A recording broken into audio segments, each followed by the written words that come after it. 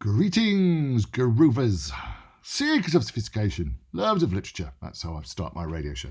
Oh yeah, I still do a radio show all these years later. I'll tell you about that later. I'm Nick Hennegan. How are you doing? Thank you very much for joining me once more for the Maverick Diaries, as we're calling them now.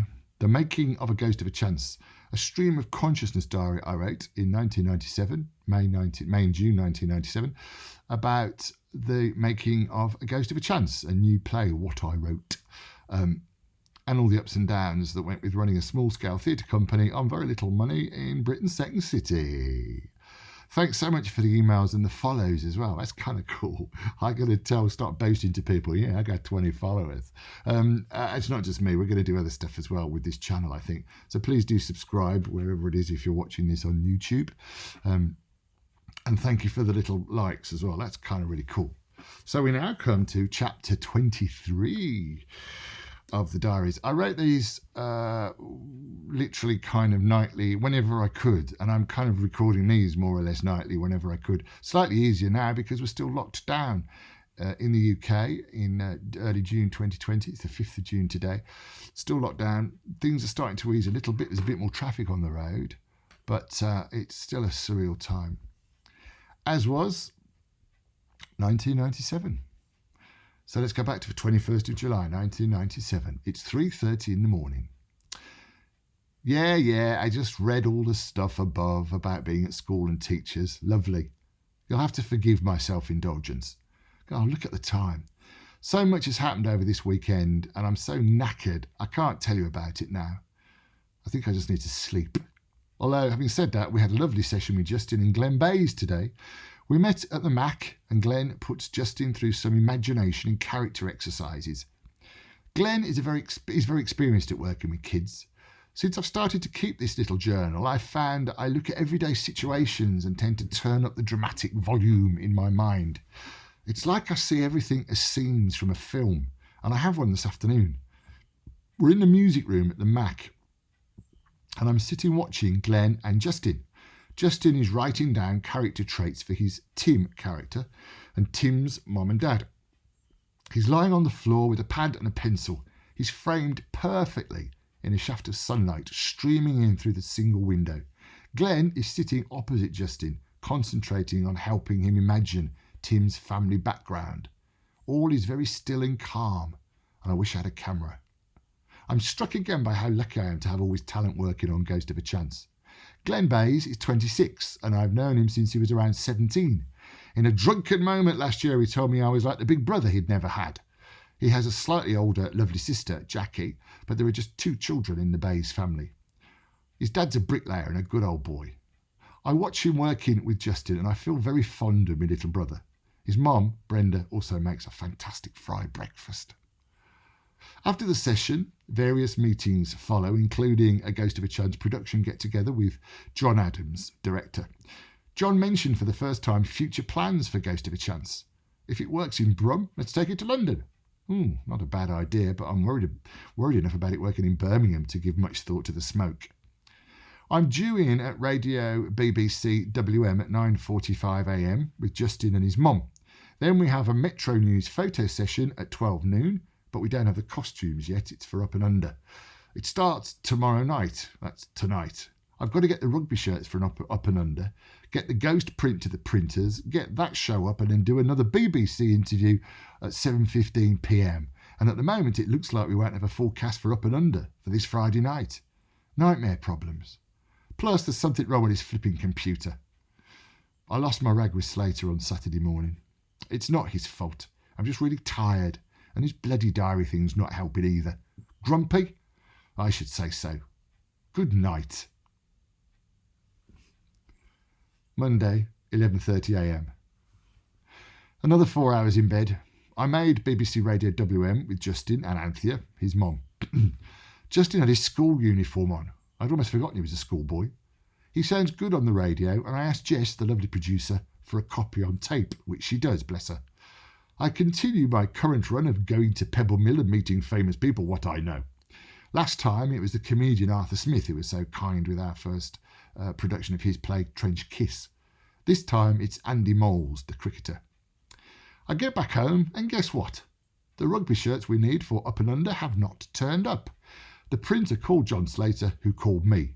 So we have no shirts, crucial shirts, for the photo shoot in an hour and a half, and maybe none for the first night tonight. I write the photo shoot off, there's no sense in wasting energy, and see if there is some way we can get the shirts for this evening.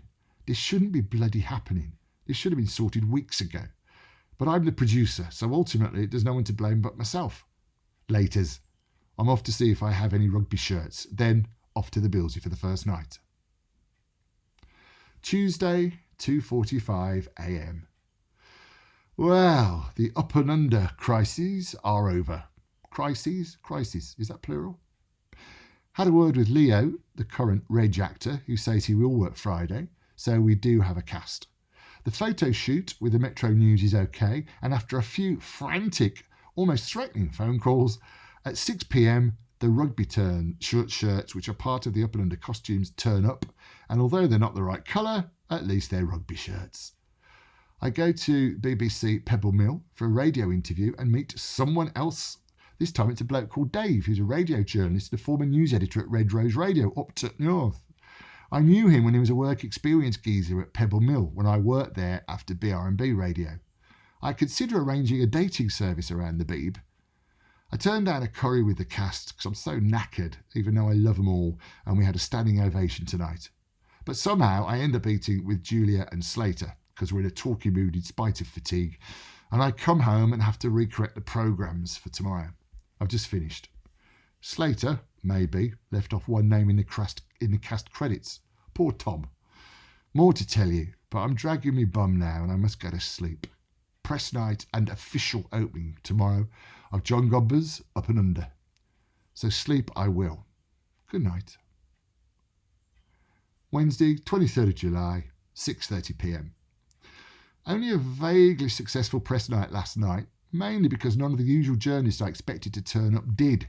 It's a bit worrying. But the production has picked up pace and the diction is clearer without the adrenaline of the first night, and surprise, surprise, another standing ovation.